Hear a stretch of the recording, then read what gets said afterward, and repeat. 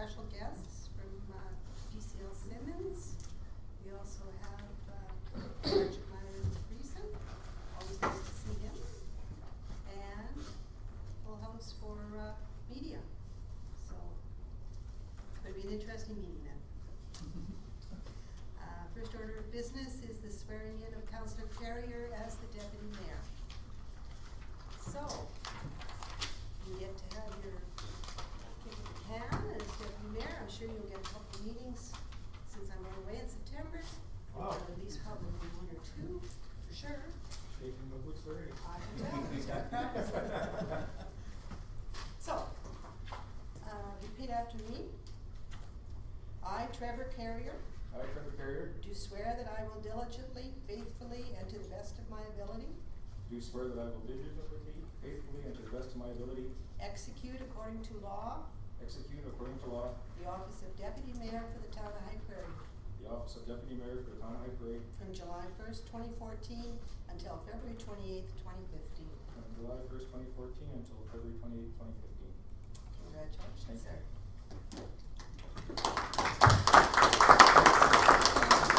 Signature, Mr. Councillor Deputy Mayor Carrier. Oh, you're the commissioner. Sign here, sir. Sign.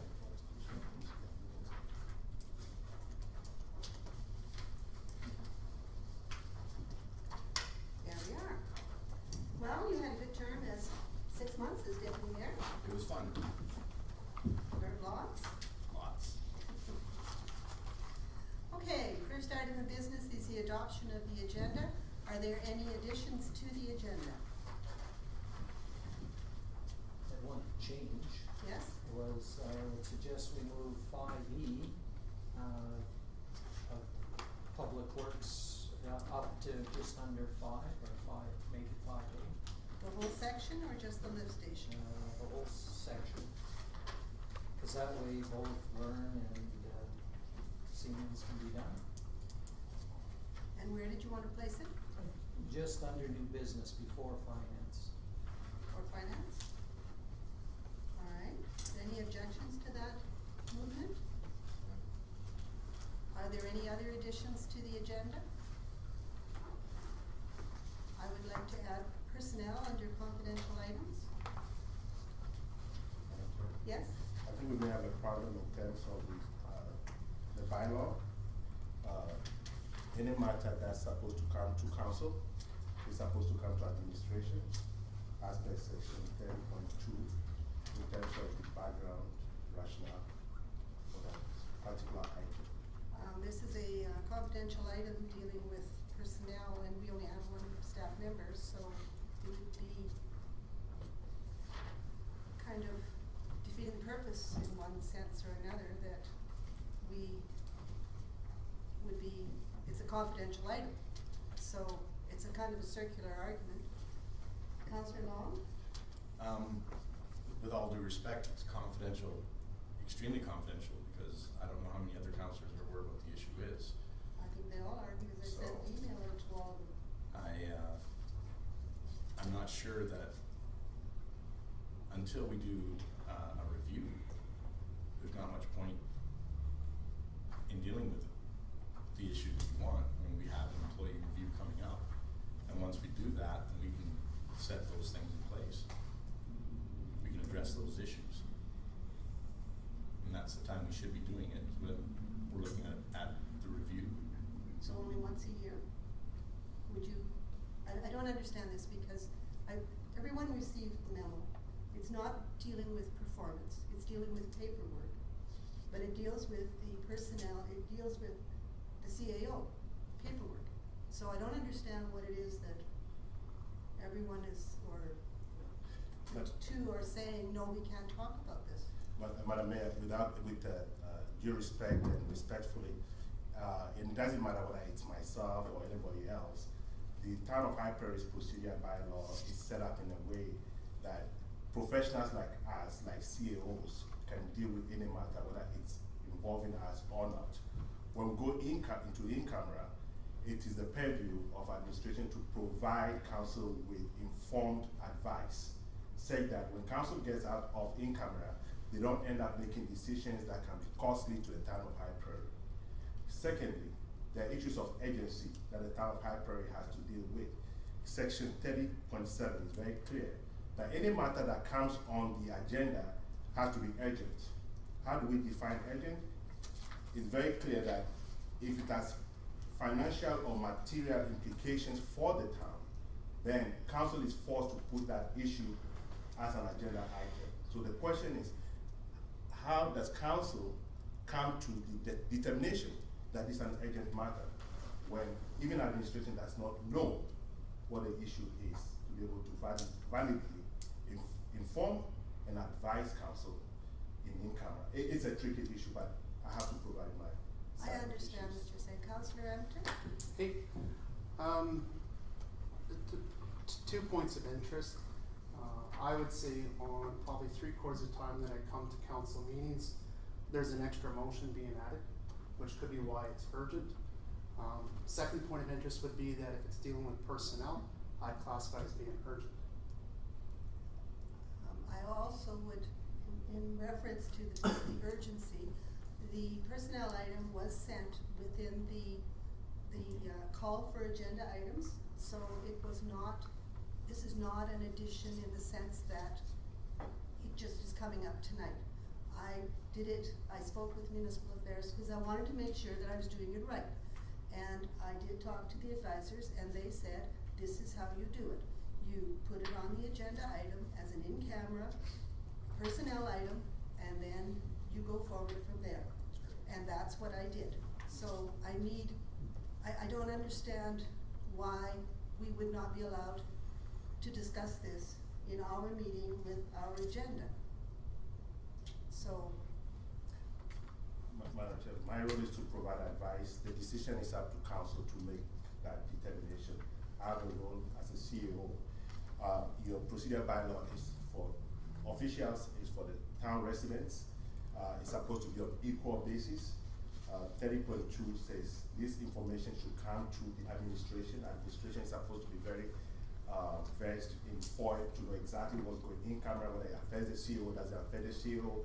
I mean, that's our professional obligation to do the job. It doesn't really matter. An example of this was when we went through Harold John's rules section about the CAO. We went in camera, the CEO provided a request for decision, it was balanced, council looked at it and made a decision. Now, the issue of urgency, I think these are matters that we discuss so that we can improve on our governance understanding. Because something is personnel doesn't mean that it's urgent. Let's see the definition of urgency. 2.134 is very clear. If the addendum is time sensitive or where failure to provide immediate action may cause financial or other distress to the municipality, council or a committee, then the chair may authorize the addition of the addendum to the agenda. And so I'm just providing advice. The final decision is yours, but I have the purview within the administration to always provide you with these forms of advice. And again, it's not coming on as an urgent item. It was given to you within the time frame that was required last Wednesday. And so I don't understand why it didn't get on last Wednesday on the agenda. So I guess I leave it to the, I would like to add it as an agenda item, personnel, confidential items, and the vote then would be to accept the agenda as amended. Could I have a motion then to accept the agenda as amended? Councillor Empton has made that motion.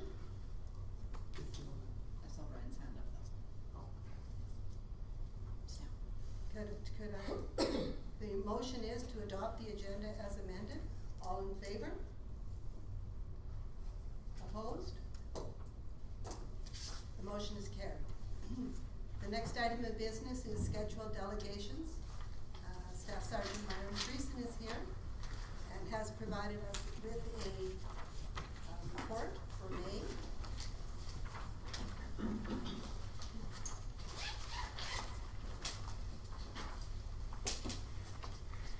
Thank you for attending. Thank you for having me. Yeah, everybody's here. It's good to see you. I guess we'll get right into it, and, I've had a look at, the report, and, what I did was a breakdown, year-to-date, January first to when actually this report was actually written, and also for the whole month of May.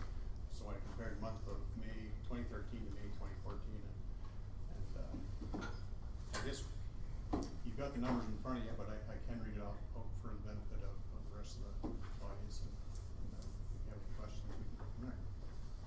So when I was reviewing the report related to the town of Prairie only, some of the topics that I thought worth mentioning would include things like robberies have decreased from 4 in 2013 to 1 in 2014, a reduction of 75%. Sexual assaults increased this year from 4 to the previous year of 2, reflecting a 100% increase. Common assaults for the month of May decreased from 23 to 21 overall, with the year-to-date having increased from 86 to 93. Theft under $5,000 occurrences have decreased from 14 to 5 for the month of May, and year-to-date 43 to 28, which is a 35% decrease. Drug trafficking related offenses for the month of May have risen from 3 to 7, and year-to-date 8 to 18, a 125% overall increase.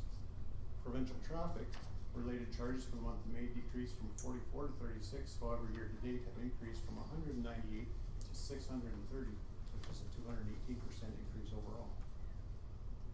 When reviewing the total overall criminal code occurrences for the month of May, we witnessed a 31% decrease and a 10% decrease year-to-date. When I was reviewing the report related to the entire policing jurisdiction of Fosston, High Prairie, and Amalgamated Detachments, we can see robberies decreased from 8 to 1, and there's an 87% decrease. Sexual assaults decreased for the month of May from 2 to 1, and for year-to-date comparison 11 to 7, which is a 36% decrease. You can see that, I'll just stop there for a second, but you can see that when you were looking at percentages here, some of your percentages can be very, I guess, disturbing, but when you say, for example, if you go from 2 to 1 or 4 to 2, that's big numbers, right? And when you convert it to percent, so I would put more weight on the numbers versus the percent. So yeah, you go from there. Criminal harassment for the month of May for the entire policing jurisdiction comparison decreased from 11 to 2 and 23 to 15 year to date. Uttering threats for the month of May comparison went from 6 to 12, however year to date decreased from 49 to 44. Theft under occurrences for the month of May comparison decreased from 23 to 9 and from 80 to 55, a 31% decrease. Drug trafficking related offenses for the month of May comparison increased from 4 to 8, and year to date increased from 12 to 22. Provincial related traffic charges for the month of May increased from 78 to 98, and for the year to date, 368 to 829 charges overall. When I reviewed the total overall criminal code occurrences for the month of May, we witnessed a 17% decrease, and year to date is an 11% decrease for our entire policing jurisdiction. I think we're going in the right direction. I'm pleased with what we see.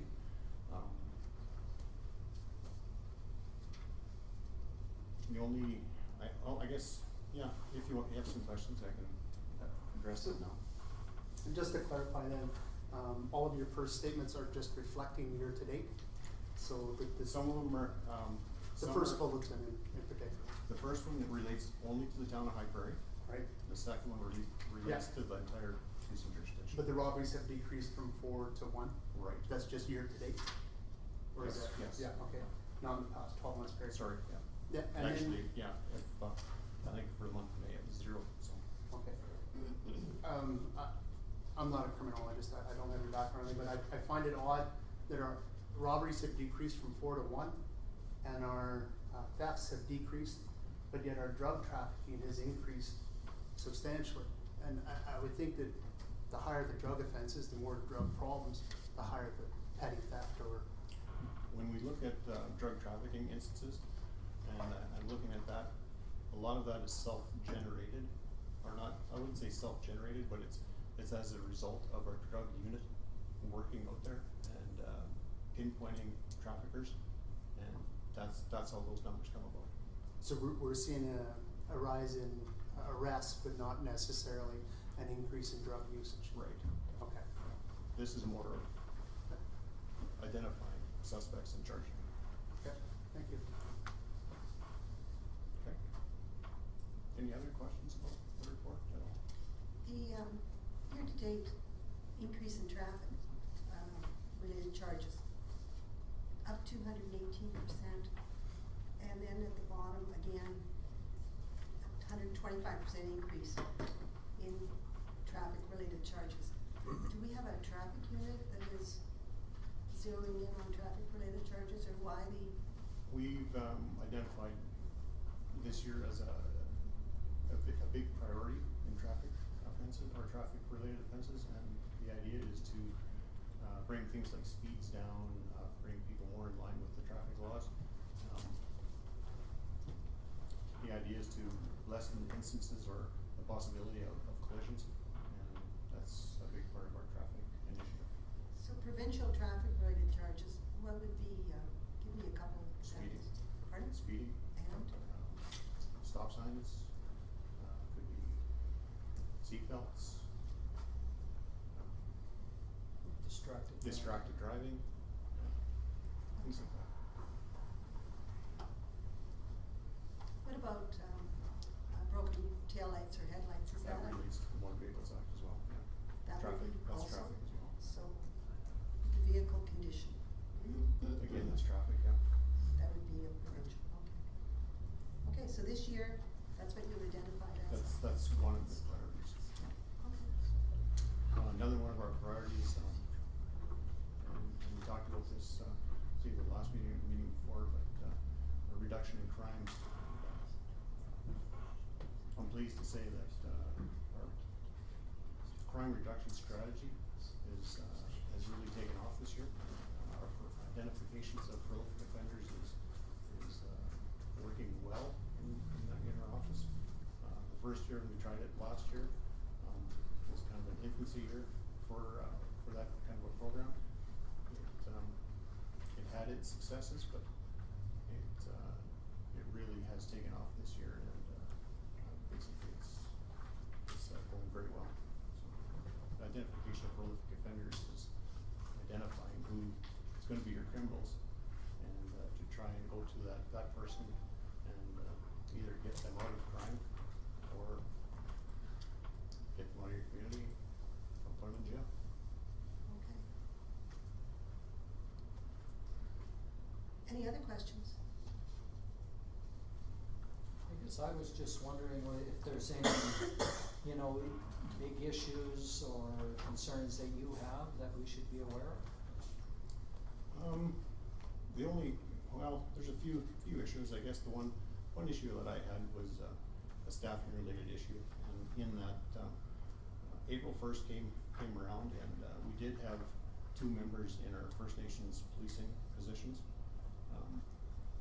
Those members were funded by what's called the Legacy Program. That Legacy Program actually ended 2 years previous.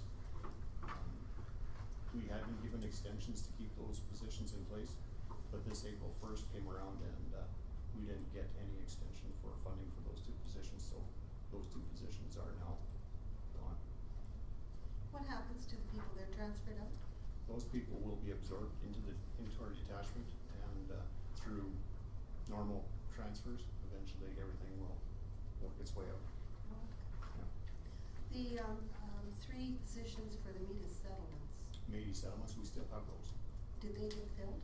Yes, they're filled. We have Constable Churchill in that, Constable Landry, and Constable Tipton. Tiffin? Tipton. Tiffin. Tipton, like Lipton, except Tipton. And that is for 1 year, or what is that? That's a 2-year posting. It's a 2-year posting. Have you been able to fill the enhanced policing positions? Yes, and that's a good point. I understand that the town has reached an agreement with the MD to help fund those positions, and I think that was actually, from from my standpoint, where I sit in my office, that was a good move on your part, because, obviously it's, we're doing something, actually a very positive way for the community, I believe. That's good, thanks. Okay. Other than that, our staffing levels are up to standard. We do have one new junior member coming in very shortly. He'll be coming in July. I have another member coming in from Prince Edward Island to fill my corporal vacancy. So we'll be fully staffed as far as that, in that sense, in our corporal levels. My sergeant, he is transitioning out. He'll be completing his time in September. We did advertise for his position, and right now we're just waiting for a validation committee to review the packages that were sent forward to the promotions unit. And once we know more, we'll let you know more. How long have you been here? I've been here since August 2011. And how long are they usually, your position, how long does it usually stay in the county? When I came here, it was a five-year commitment. It was reduced to a 4-year commitment. My position itself, right now, is under advertisement. I have been identified to take on another role in the RCMP. This has been something that's actually been in the works now for a few months, and I will become what's called a district advisor, and they're going to be finding a new detachment commander. Pardon? They'll be finding a new detachment commander to take my spot.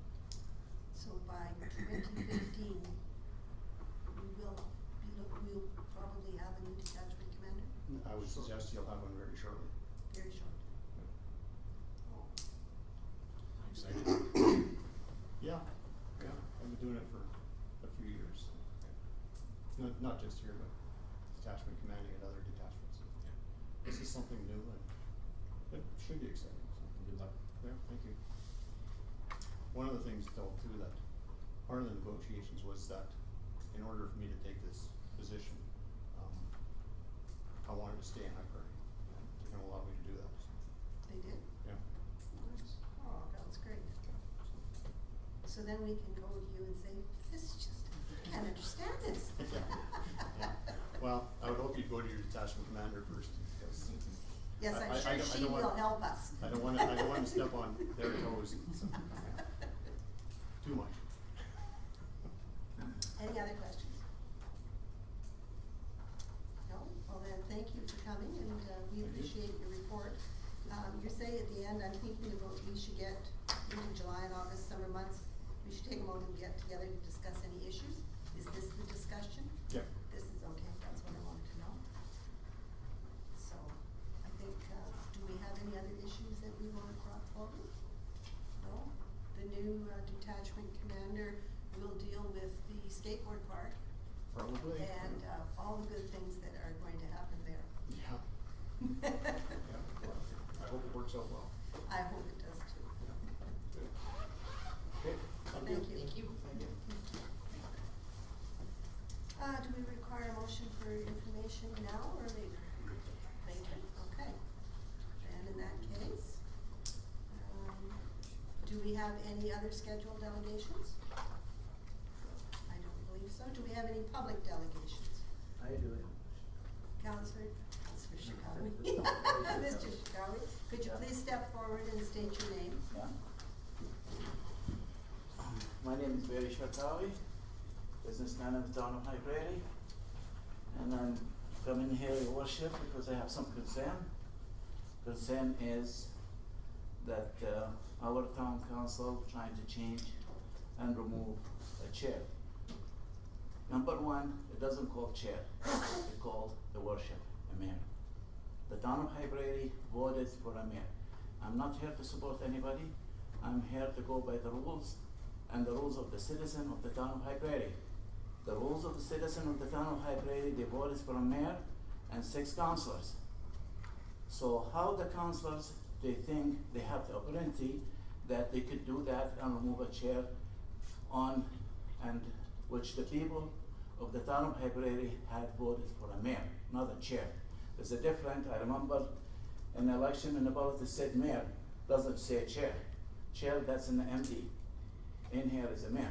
So if those councillors, they wish to change that because of some agenda they have heading or some benefit of some people, well, they should wait till when the election comes, 6 months before that, and they'll say to the CEO, change the rules.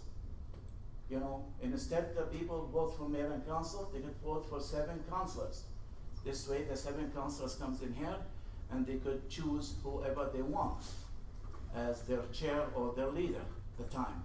But in the meantime, right now, in my opinion, if that's what they wanna do, they should maybe make a vote to the town of High Prairie and ask them if they are okay to do so or not. Yes, the town of High Prairie voted them, they elected them to do the job for them, but there are some items they can't touch. An item is like moving a mayor. Okay, so we move a mayor. Say the mayor, for example, she get upset and she quit. Now they're gonna put the election for a mayor. Who's gonna run? Because whoever coming in here, he have no power. The mayor is the power. So you guys have to work together. You guys have to move forward for our town. You guys been in here for the last 7 months now, 8 months. Things have to be done. We got things, we got kids in this town. We got youth. I was sitting with the youth just yesterday and they were telling me, it's too bad we don't have nothing in this town and that's why we move out. But when our council and mayor, they're not getting along together, things not gonna work out. So I am here just to tell you guys, please work out together, put your issue behind, and let's move on. And that's all I have to say. Thank you. Thanks. Does anyone have any comments? Okay. Do we have any other public delegations? Public delegations? I would like to say something. Mr. Berger, please step forward and state your name. Ross Berger, resident 55th Avenue. And I'm waiting for an answer from Mr. Kelly here regarding a couple things that he sent me an email for. And one of them is that the business has been opened from a parking problem, and it states here as number 2, it is a home business which is rented and it is a home-based business. But yet, the business license is issued to Brian Martinson, and I showed you guys all of the bylaws. Did any of you read them as of yet? J5, secondary. He doesn't live there. How did he get a license? Well, he issued himself one from 13-14 when there was a complaint there, but the verbal complaints never seem to be getting up for anybody to look at. Okay, Mr. Berger, I know you have appeared here many, many times. And I'm still not getting an answer. Why are you discriminating against me? What am I doing that is wrong? You tell me to come and be part of High Prairie. You tell me to come and join the council meetings.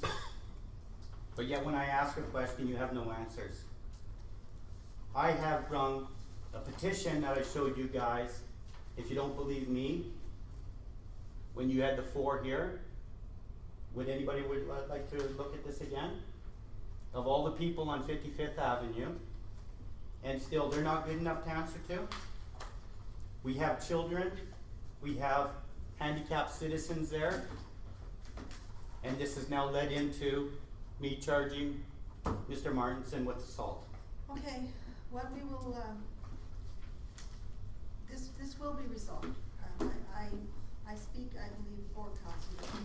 This has got to be resolved. Because when I read this Fire Town Manager report, how incompetent he is. Yes, Point of order. yes. And it keeps going on and on. Thank you, Mr. Berger. And, this has got to be dealt with. As councillors, I think it is incumbent upon us.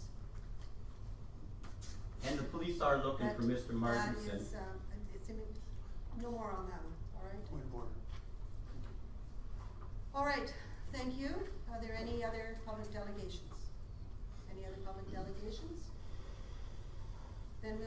on now to the minutes of the regular meeting of council. And this is the June 11th meeting. Are there any errors or omissions on these minutes? And I was not here, so I'll assume that 4 were here. Oh, this is June 11th. I was thinking June 29th. Any errors or omissions? If not, could we have a motion to adopt the minutes? Councillor Tanaka, I make a motion to adopt the minutes, June 11th, 2014 council meeting. all in favor? Motion is carried. Next item is the Public Works report. Moving Public Works now up to, and the Public Works report is on page 69 of the agenda.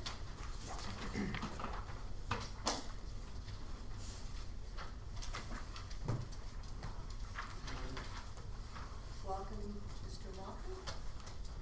Thank you, Your Worship. Basically, this is a report for May and June, as I was on holidays at the end of June. Or May, sorry. Pardon? I was on holidays at the end of May, so this is Yeah. for 2 months, but Yep. Are there, I think everybody's read the report. Are there any questions on the report? Councillor Carrier? I believe I have 2 questions. Sprayed and rolled the walking trails twice, I believe that's for JC Park. Is there any plans for fixing the trails? I know forestry is in there right now doing some fire smart and some brushing. I have filled out a detailed report in Kelly's report he's bringing forward, but we budget about $8,000 a year. We have asked council in the past for more money. It's costly. Other communities are having the same problem, and we're trying to do the best we can. An estimated cost for total rehabilitation of the trail? I talked with one of the recreation people today. They got about 580 feet. It would probably cost anywhere between 30 and 40,000 probably to repair that section. We did the north section on the Elks property back in about 2004, 2005, and that was about 75,000 total at that time, but the asphalt prices have tripled since we did that. Councillor Carrier? Just kind of a second question there. Yeah. It says rented a Zoom lift for lowering of the flags. Is our picker truck down or? Yeah, It we're is? putting a new engine in it. Okay, thank you. Councillor Arrington? Councillor Rose. I was gonna go around Oh, first. okay, sorry. One of the mentions that you have here is you graded all alleyways. There's a few that didn't get done, I was made aware of today. Okay. Yeah. When you grade the alleyways, are you actually cutting them down? Cause I know where I used to live, the alley slowly over a 10-year period starts inching up in height. Yeah. What they do is they go in, they cut them, try to maintain them as flat, and then build a little bit of a crown to them. They do the best they can under the circumstances. It's very restricted width in the back alleys, Yeah. so it's difficult to do it. Yeah, I know on my previous residence, the power poles are right up against the alley, and I thought the residences on the other side would have their fences moved in. However, they were right, it's our fences that had to be moved in. So we pulled ours in, but now you got this pole here, my fence here, Yeah. your grader's gotta go right here. It's difficult for them Defeats the to purpose, grade yeah. the alleys in a proper manner as opposed to an open gravel road. Your, on the second page at the bottom, CSR, Yeah, customer service requests. okay? Is that done on accounts receivable or anything? Yep, those are all invoiced out. Okay, thank you. Councillor Panasa? Yeah, those walking trails are a hot item as you find. Yes. They are every year. Yeah, do we not work with the MD on those at all? We went to try to have the MD help fund the construction of the north part at the Elks, and at that time, they were unwilling to cooperate with the town at that time. Okay, so they haven't been contributing to ongoing maintenance of the trails anymore? The only way they would be is through the area of JC Park and the cost share of the mowing of the grass in that area. Unless you have something to add to this discussion here. It would be on the trails. It reminded me, sorry. But you know what, that's what my comment was about when I wanted to answer, I wanted to discuss the trails after Trevor made the motion. The trails are on the CAO report, and I think for an in-depth discussion of trails, we should wait for the CAO's report. Okay. Councillor Long? No, concise report, concerned about the lift station cost. But I have that's, as well, that's why I brought my counterparts to the meeting tonight. We'll be addressing that separately, so. That'll be the next item on this. Councillor Gunn? The little green space where the skate park is, Needs to be mowed. I have no problem with the skate park, but I mean, right now it's an eyesore, and with the grass being as overgrown as it is, it's just more of an eyesore. And I've seen, they've been school kids in there from Northlands to come in for their little picnics, and they're playing in grass this tall. Is there any way that can be scheduled to be cut down, or? We'll have to discuss that with the contractor that looks after that park. That would be under Tim Stokes' contract for Civic Square. So we'll have to discuss okay. That contractor, I thought he was talking about. I thought that was like, okay. Skateboard The contractor. skateboard No. contractor, okay. Okay, all right. Councillor Rose? I wanted to ask a few questions about the walking trails, but I'll wait then if we don't want to discuss that now. And I also wanted to ask about the skate park. Are you guys involved now in overseeing that project? We're not involved in any portion of that project, other than we did some assistance to let them into the grounds and had some preliminary discussions on where their stormwater could be tied in, but I'm unaware as to who is actually looking after that project. Now, you were going to say something about the walking trails? If we could discuss that portion, because I have to leave as soon as Public Right. Works is done. So if you flip to the CAO's report, and you will see the very last page of his report, it's extensive report here on the walking trails, page 84. So, Councillor Rose? So the quote that you're giving us, or sort of comment on the amount, that's on repairing the asphalt, right? Which is that? What you were just speaking to. About 30 to 40,000. And when That you would were- just be probably the 530 or 40 feet that have been identified within the park. There are other issues further north on that as well. Have we looked at just taking the asphalt all up and going to a hard, like a crumbled asphalt ground? Not at this point. Previous councils have always wanted to keep it asphalt. Do you find any possible way of keeping it asphalt and not having root systems become an issue? It's tough because of where they're located, because of the river. You can only use certain chemicals because of the watershed, right? And it's tough. But they never looked at not paving the trails originally, or? No, it was always asphalt trails. And it was in 2010 when we spent about $20,000 to repair a section up there. And do you guys feel like you just don't have the manpower to, because there's complaints about the grass cutting and the, Well, the grass cutting within JC Park is done by the rec board. The grass cutting to the north town does that. Our John Deere is up and running again. So we will be addressing the tall grass in those areas. So sounds like you guys need some new equipment. it's getting old, yeah. I'm not Any gonna. other comments, Councillor Rose? No? Councillor Apter? At last council meeting, we had a presentation, I believe, by the Village of Berwyn in regards to rhino snot. Mhm. That's what he called it. Yeah, I've looked into it, previously when, Madam Mayor brought it to our attention. what it is a fancy dust control. And when I know he commented just as I walked in about it being a replacement for asphalt. I haven't seen it done. So it doesn't actually harden the surface, it just it becomes like hard gravel is what you're saying. Yeah, and it's like a soil cement, right? And in the end, it's, from what I've watched on the video, you apply it every year. It's not just a one-time shot. It's like calcium on a rural gravel road to control the dust. I know Madam Mayor brought that to me about a year ago, and I looked into it. Councillor Panasic?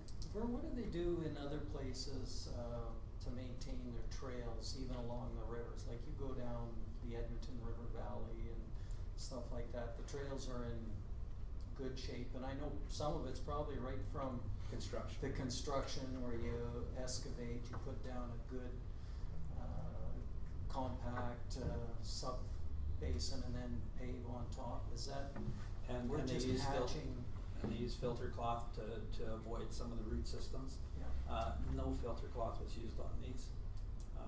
They still have issues, but not like we do, right? Yeah. I've talked to Peace River, I've talked to Valley View, I've talked to Slave Lake. In fact, Slave Lake a year ago, and it's in here, did just about a complete overlay of their trails because they are having the same issues. And what is it per kilometer to build them right? I couldn't tell you that off the top of my head. Sewer lift? It wouldn't be quite that much. Any other questions or comments? Yes, Councillor Rose? Why didn't we put down the mesh that you're speaking of originally? Was it just a cost factor at the time?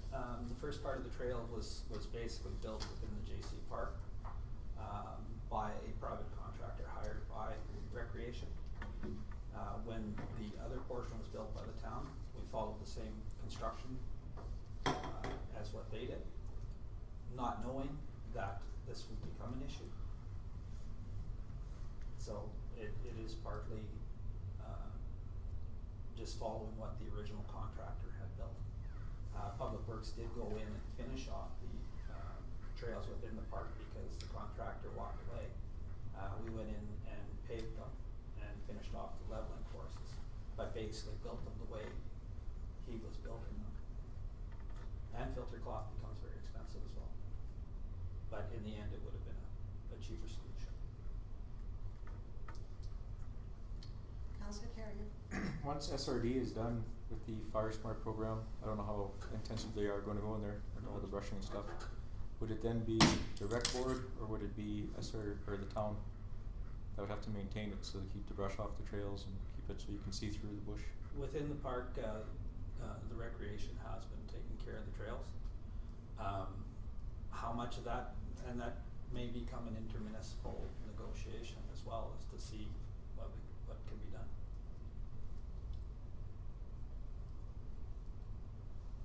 Any other questions?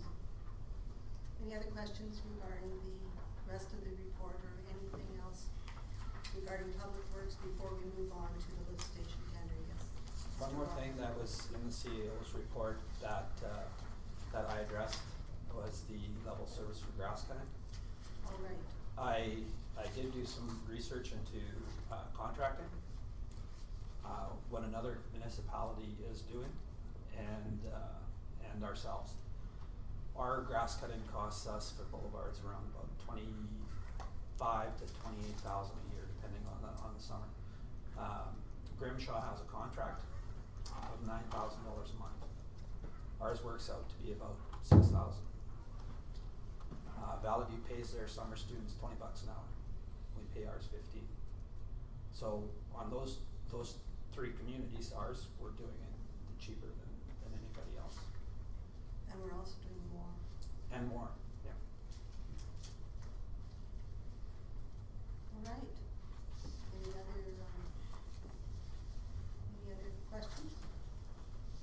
Deep potholes, are we doing that all summer, or how is it going? We're still doing that. Right now we're in the middle of the curb and gutter program. So when they're done that, they'll be addressing potholes.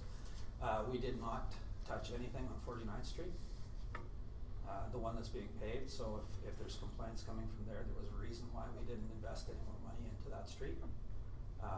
Their plans are to start on July 7th. Okay. What about the one by Northwest, the old Northwest Machining? We'll be doing a walkthrough shortly. That's still under warranty. The one that was done? No, it's the north-south? North-south. We'll be looking at that too as part of our paving program. But right now they're concentrating on the curb and gutters that we've identified to be done. There'll be lots of patching going on yet this summer. Okay. And do we patch much in alleys? We'll be addressing a couple of alleys that have become an issue. There's one that comes up behind the old post office. Mm-hmm. Needs to be patched up and cleaned up. And there was some identified by the new post office as well.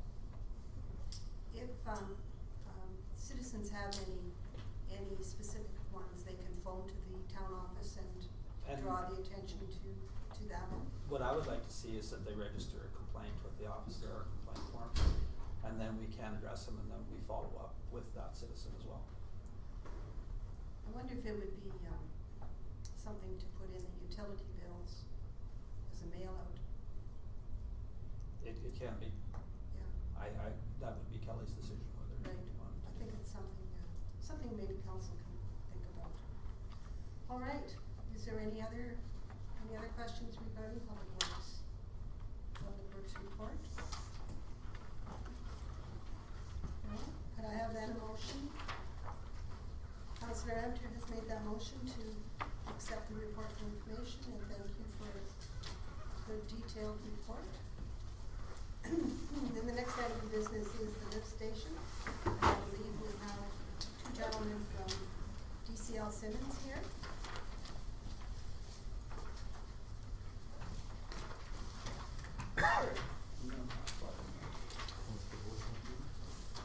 I would think so. Should we make a vote on receiving our information? Yes. All in favor?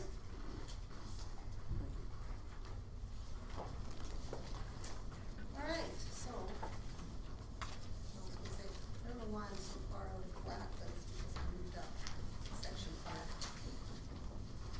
All right. So, well, that's what happened. 72? All right, page 72. Could you state your name? Myron I'm with DCL Siemens Engineering. Ted Duffy with DCL Siemens Engineering.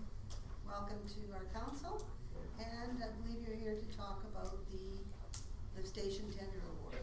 That's right. So, I think in the request for decision, it's very nicely summarized as to what we're proposing on doing and what we eventually designed and tendered, which is the replacement of the lift station that's located at the corner of 48th Street and 58th Avenue. On that property, there's been a little bit of development happening.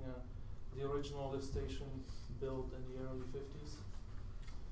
That lift station was upgraded in the early 70s, 20 years after the original lift station was built, and now 40 years later we're upgrading that lift station to bring it up to the current standards. The project was designed and tendered in early May of this year. The tenders closed at the end of May 29. We received four tenders, and the lowest tender was submitted by Westpro Infrastructure for a total tender price, including 100,000 contingency before GST of just a little bit over $1.9 million.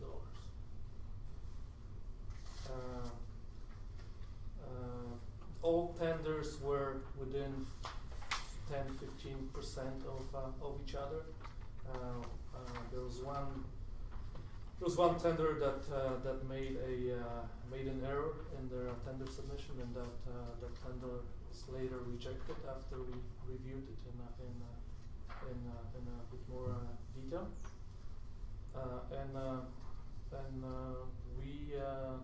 We recommended that the tender be awarded to Westpro Infrastructure for a total tender price of just under $2.2 million, and that includes construction, engineering, and other project related costs, as detailed in our letter of recommendation.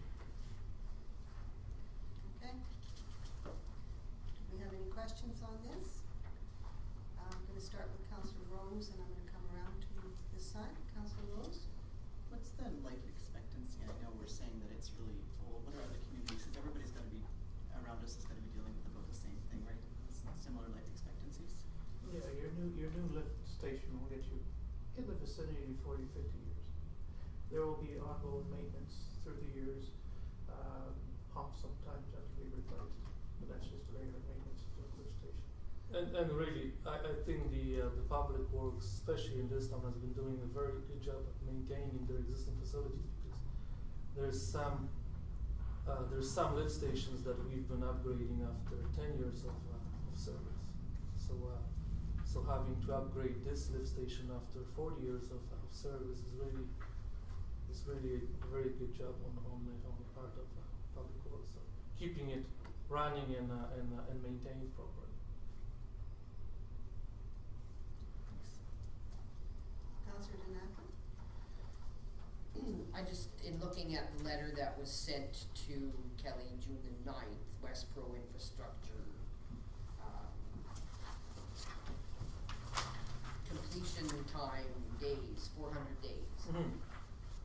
What we usually do is we don't, we let the contractors set their own schedule. This way we feel that we get a better price for them if they can control their own schedule.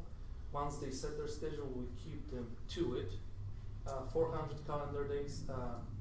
I'm not exactly sure why they put so many days in there. Obviously, it's not going to take them 400 days to get it completed.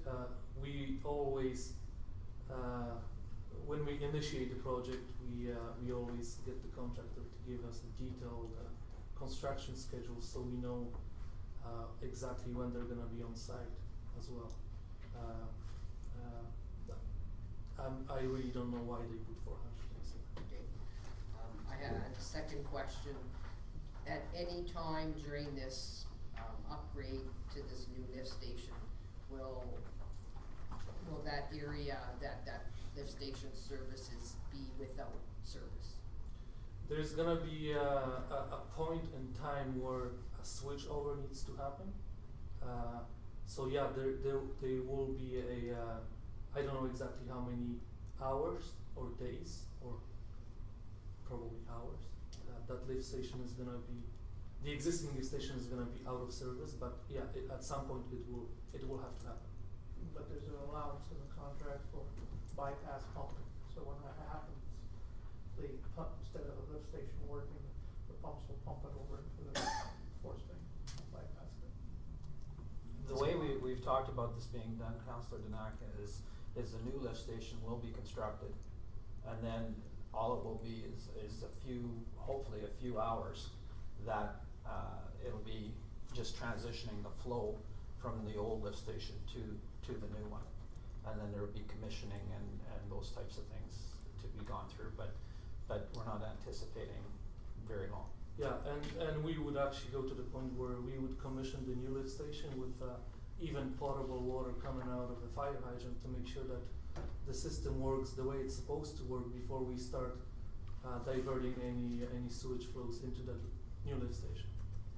And the existing lift station wouldn't be decommissioned for a little while until the new one has had a chance to run for whatever Vern decides, for 2 months or 3 months, whatever the confidence level is going to be, before the existing one will be completely decommissioned. Any other questions? Councillor? No, I'm done. Thank you. Councillor Lau? Again, it's pretty simple to follow, it's just discouraging to see it so high. And, something that we should have looked at maybe 10 years ago instead of now. I mean, why is it such a huge discrepancy from when it was first brought to our attention?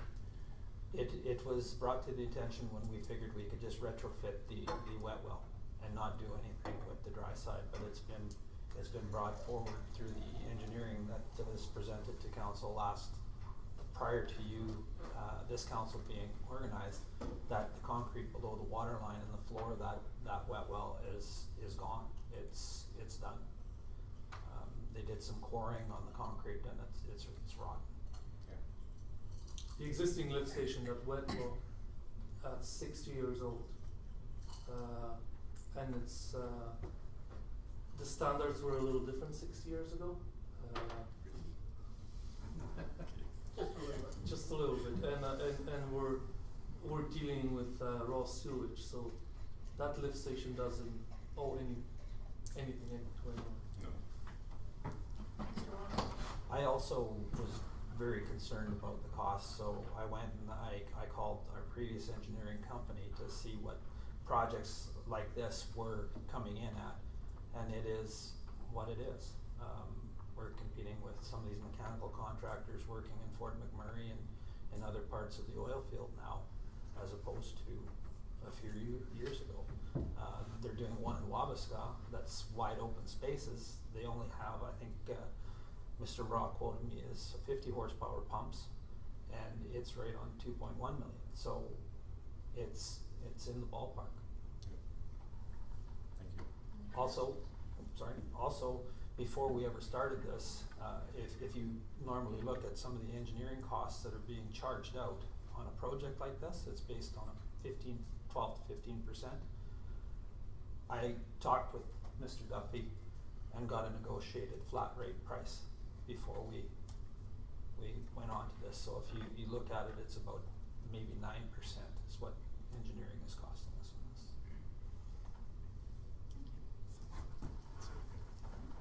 Councillor Panassa?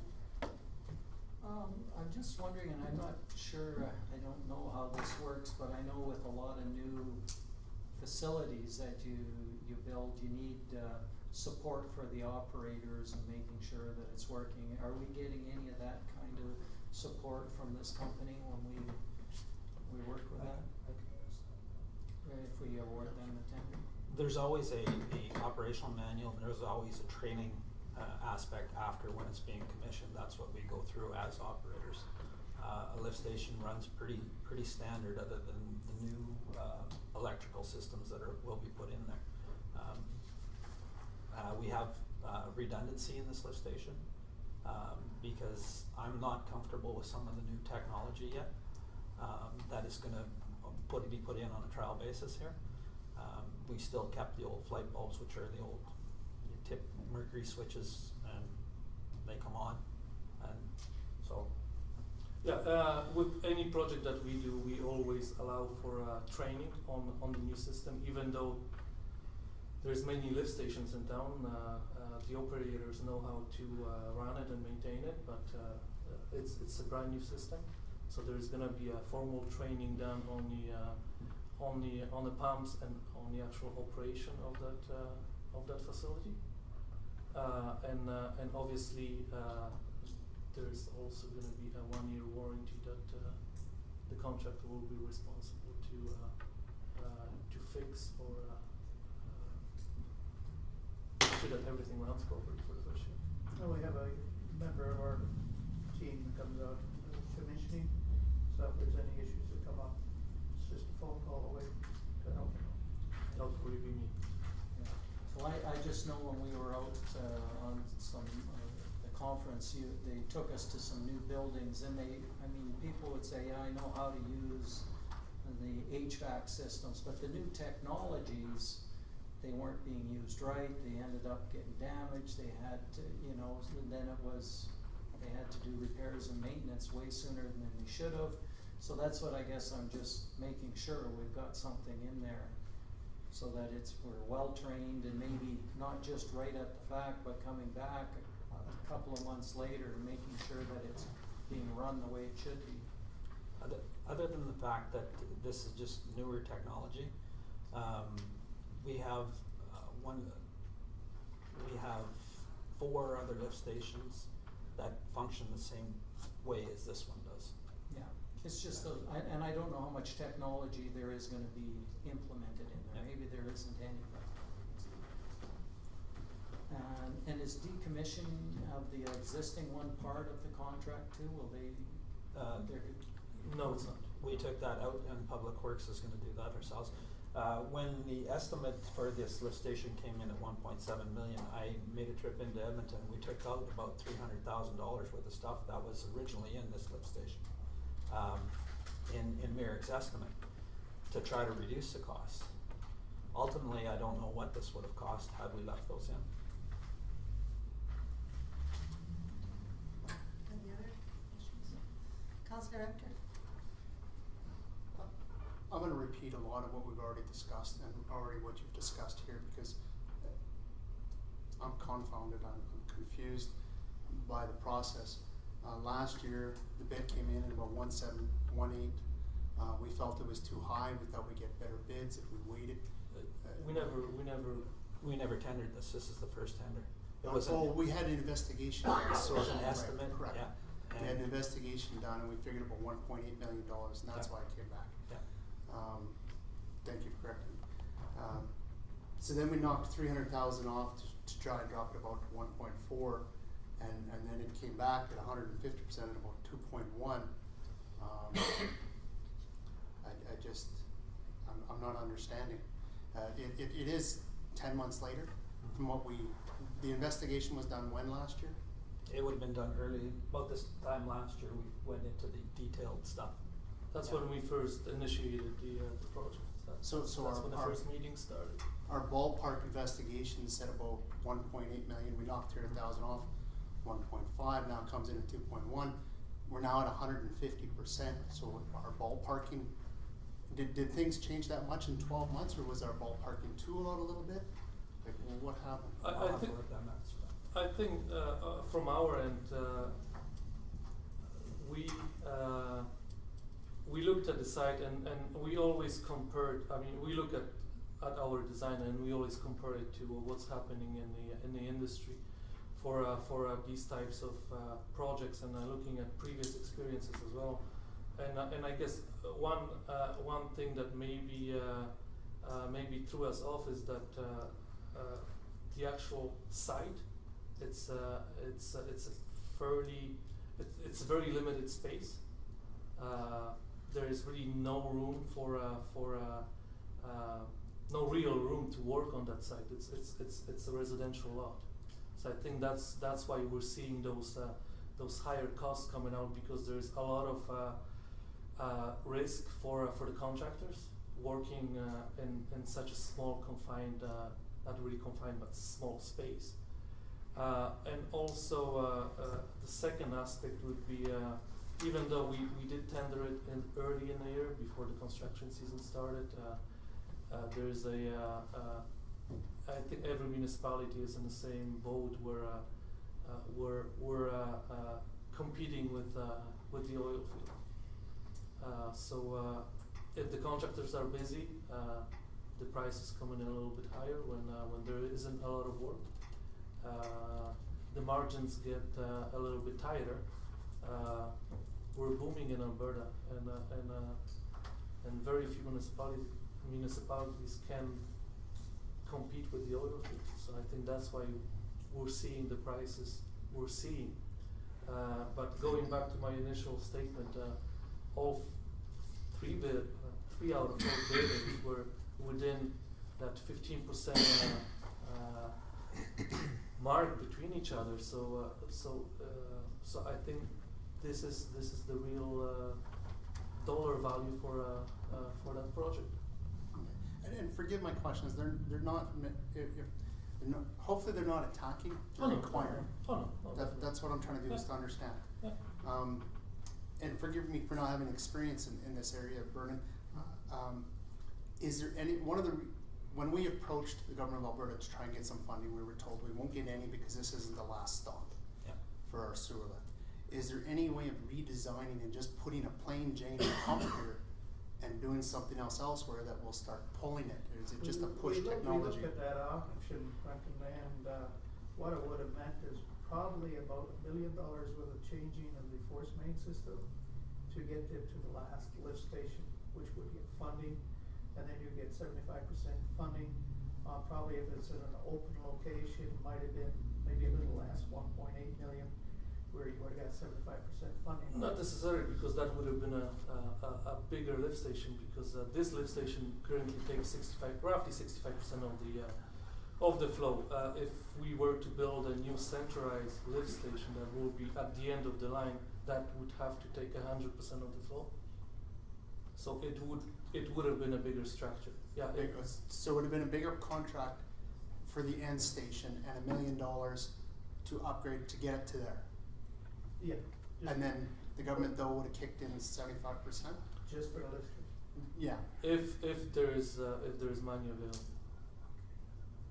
Yeah, that's always a problem. Okay. The one bid that was removed because of the math error, I like their bid. Their bid is $700,000 less.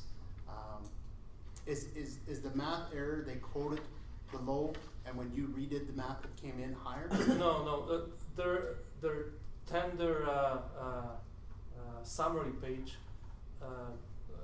the total contract value that they wrote down on their tender summary page was $2.4 million. Okay. But when we started, so that's when we closed the tenders, that's what we look at, right? Right. We look at $2.4 million. That's what we wrote down on the unofficial tender closing summary sheet. So then what we do is we check the actual math, right? So the mistake that they made was that they didn't. One of the schedules had a wrong subtotal, which if you were to add up all the schedules, that resulted in about $1 million mistake. Increase or decrease? Decrease. Yeah. But the total tender project value that they submitted on their sheet was $2.4 million. Okay, and we'd have to go on the tender amount, not their corrected math amount. Is that what you're saying? What we have to do is look at what they've submitted and review it based on that, and they submitted a tender that we read was $2.4 million. When we started doing the math, we found a $1 million error. So it was quite obvious that there was an error made on their part, and according to the tender law, we just couldn't accept that bid. So and I don't think you would actually win it in court. You're saying that they could have done it for No, because that's the one thing that I did. I phoned them right away, and then I asked them what exactly. I asked them to review their tender package again. So they went through it and they said, "Oh, wait a sec, we made a mistake on one of the subtotals, but the total that we submitted is the number that we want." The total was the correct amount. The total was the correct amount, yes. I like that number too, but yeah. And one of the comments you said was standards 60 years ago were different on the one we built, right? And I'm thinking I actually like their standards because it went 60 years versus 40 to 50. I'm going to get out of the new one. I don't think Alberta I know, it was would tongue in like cheek, that's all, it's tongue in cheek. Yeah, I'm done. Councillor Carrier. A lot of my questions have been answered. So I only got a couple. For engineering, does all this go towards DCL Siemens in the breakdown of the cost information? That's all engineering for DCL? the $184,000 that you're referring to? Yeah. No, we do have, actually, essentially yes, but we do work with sub-consultants for our electrical design and some of our structural design. So we pay our sub-consultants from that amount. But that is the total engineering for the project. Great, thank you. And then the last one is just, forgive my ignorance on all this, the tender amount includes $100,000 construction contingency allowance. What is that? Unforeseen. You're working with an existing facilities. There's pipelines running left and right. You just don't know what you're gonna run into once you start. The contingency typically is put into the contract to cover any unforeseens. It's not intended to be used, it's not intended for the contractor to look at it as a slush fund. We guard it pretty closely so that it's not used. But if there's something comes up, they're digging a hole and all of a sudden there's something there, a big rock or something that they gotta try to get out, and there's some extra charges. That's, money's in there to facilitate that. And so we put a contingency amount in just for the project budget. So when you approve the project budget, that's the total amount we expect to use on the outside limit. And we try to stay within the actual confines of the contract and not use the contingency. That's what I thought, but I just wanted to confirm that. Any unforeseen items are usually dealt through project change orders, which would be signed by the town as well, approved and then signed before the contractor will be allowed to use a portion of the contingency. Okay, thank you. Do you have anything to add, Mr. Wall? No, I was just gonna say that it has to be approved by the town before that contingency can be touched. Any other questions? I have a question regarding the Building Canada Fund. If the Building Canada Fund kicks in, would this qualify, even though we would have started construction? I don't know. We haven't seen the rules that they're gonna come out with yet. We've tried to get onto their websites, but they're not divulging anything. The word I heard was the feds kind of spoke a little too early, because not all provinces were on board with it. So hopefully it comes out in the fall, but I don't know if they say shovel ready. So once you start to put your money into it, I'm not sure how they're gonna deal with that. Okay. All right. Any other questions? Councillor Donata? I just have one. Once this is, I guess my question is, how are the rest of our lift stations burning? Like, are we gonna get another 30 years out of them, or are we gonna be starting to look at doing repairs in the next few years on some of the other ones? We're gonna start looking at repairs on the other ones. It's in the 10-year capital plan where we're to be this year having a look at the one on the highway, which is right where the walking bridge goes across. That one was constructed in the early 70s as well, and that is in metal. But that lift station is not the size of this one. Not saying that the contractors would view that any differently, but it doesn't handle the flows that this one does. The other one that is built similar to this is number 3. It's over by the Alberta Housing Subdivision Trailer Corp, and it was built in 1978. It has a complete wet well that was built in 78 and is in a lot better shape. So as we review these, they're going to be reviewed through the 10-year capital plan, and then we will come up with a plan of, yes, this one needs to be looked at now, as opposed to maybe getting another 10, 15 years out of it. The one in the Shibuya subdivision was built in 1986. It is not even near its life expectancy. It's hardly being used due to the fact that the development is very slow out there. Okay, thank you.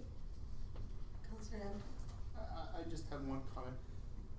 As sad as it is, and I don't like spending money, I like the idea of the restructuring so that we qualify for government grants, either now and in the future. Let's say 40 years from now we go to replace it again. If the same rules are in place, we get no funding again. Yes, Mr. I think the way things are headed in the future, I think we'll be looking at a treatment facility quicker than we think for our sewage. They're trying to get away from the lagoons systems, and that way these lift stations would be pumping directly to something that is probably just across the river. But I know what you're saying with the restructuring, to have one final lift station. Yeah, I'd rather. But after this one is updated like 50 years down the road, we don't know where we're going to be 50 years down the road. So if we were to spend that big dollar figure now on putting another lift station where all these pump into, is that going to be money well spent? There might be new technology in the next 20 years that evaporates it. Who knows? You're rolling the dice either way. Either way, yeah. Right? If it qualifies, you save money. If you got something new, you waste it. Yeah. So. I think if there was money available, I mean, this one is kind of on the fence, but I believe there should have been funding for it. So I would encourage all of you, whenever you're talking to your MLAs, just to keep bringing it up, but it's kind of unfair, and I think there should have been some money. Had there been money there, I think probably would have got some. That's just my feeling. Councillor Hunter? Did we do a grant application and it was turned down? Because I know we talked about it and it just said it didn't qualify, but if we did do a grant application, then we could approach Pearl Calhazen and say, look, I don't there should think be there another standard. was one done for this particular project after we discussed it with AT. I think it's worth a discussion at least. Michael has a good relationship with Pearl. Can we do a grant application? We can look at it and see what can be done. I don't think it's similar to the grant application we put forward for the resource road funding. Once they tell you no at that level, but we'll have to look into it. I can't say for sure. I think a better option would be just to talk with the Alberta Transportation, and because right now if you submit the application for funding, according to the rules, that project is not eligible for funding because the way the rules are written. But I think putting some political pressure on Alberta Transportation, and hopefully we'll see some more funding coming in this year and hopefully next year as well. When they have more money, they're a little bit more open to discussions, and I think this is a perfect project to be discussed, because that lift station is a major lift station in town. It pumps directly into the sewage lagoon, but the way the town is situated and the way it's laid out, there's two other lift stations that pump into the same force main, and that's what disqualifies it from more funding. I really would like to apply under the Building Canada Fund. So if we try somewhere else and we get refused, would that impact a Building Canada Fund application? No, I don't think so. It might if The way the Building if the Canada Fund construction worked starts. the last time, is that if you had funding from another source, it was just pooled all together. Oh, okay. And if you're gonna talk to Alberta Transportation, I wouldn't talk to the local Danny here, I'd go right to Dave McIntyre. Dave McIntyre. Talk to the boss. Yes, because we've gone through Danny and he's basically said, no, it's not an end Yeah. lift station. McIntyre? McIntyre, yeah.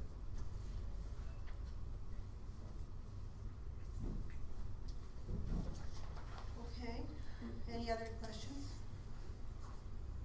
So the recommended action is that we are awarding the tender tonight. Would anybody like to make that motion? Councillor Classic has made the motion. Do you want to read it out?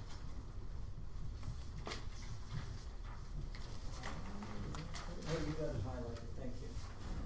That council award the lift station tender to West Pro Infrastructure for the amount of $2.161312 to be taken from the 2014 capital budget and the capital increase and council increased the capital budget to a total of 2.2 million for the lift station project funded all by capital grants.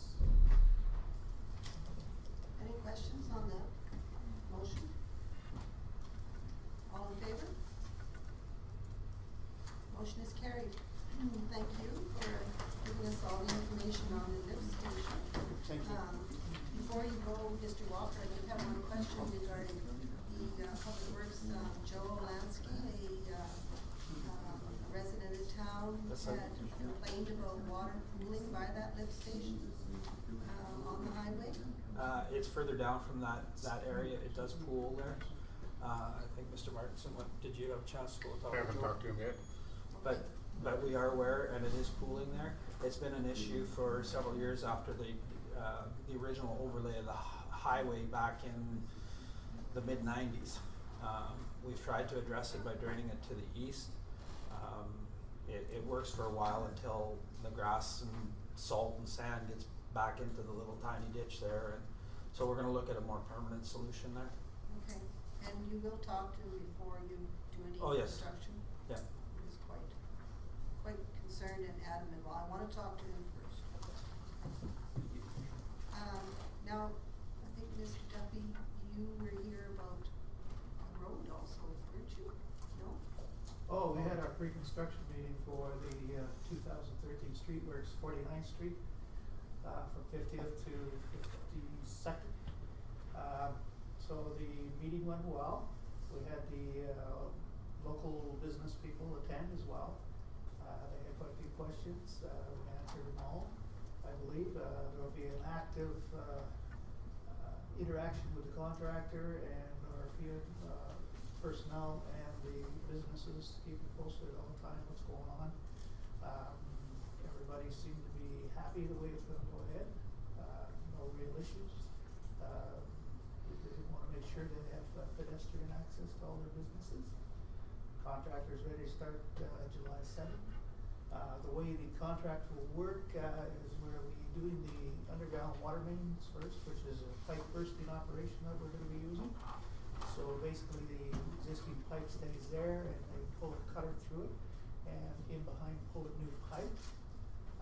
With that they'll be hooking up to the existing water lines when they have the new one in there, and then they'll be cutting in new services for each business and putting in some new valves, one more new hydrant. After all that is done, they got the holes all filled in, and hopefully before the rodeo so we don't lose anybody.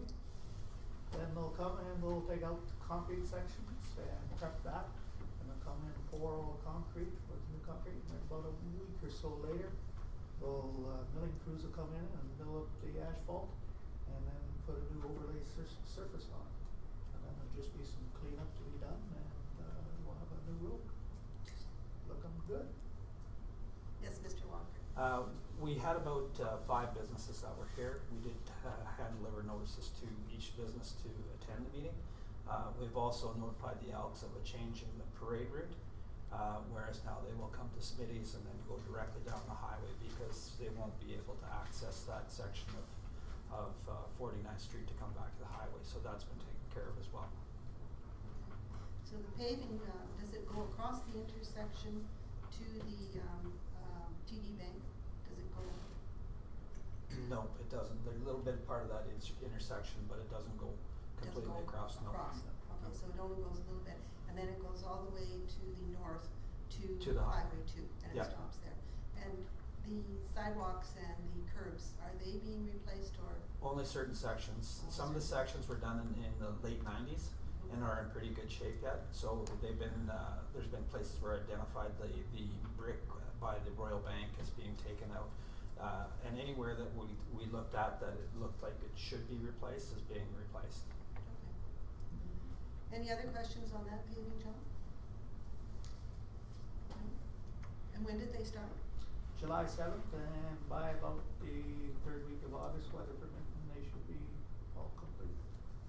Yes, Mr. Walker. I've also taken their timeline and given to Crystal to put on our website, where they say construction starts at this point, and it's a preliminary timeline, weather dependent, but at least citizens can go on there and see the approximate phase of where they're at. And also there's gonna be a link to the Canelson Main Company, website, so that if people are interested in who's actually doing the job, they can go onto their, they'll take that link and go to the Canelson website. So there'll be no traffic obviously on the road, but there will be pedestrian traffic Yes. on the sidewalks there. Yes. It's, Yep. any other questions? All right then, now you can, thank you very much, appreciate you coming. No problem. And if you have any, if you do get a meeting with, Mr. McIntyre and you'd like us present, we'll for sure. Certainly, Okay. if we get a meeting, we get some technical. Okay, thank you for the offer. All right, now does anybody want to take a break before we start finance? All right, and we'll take a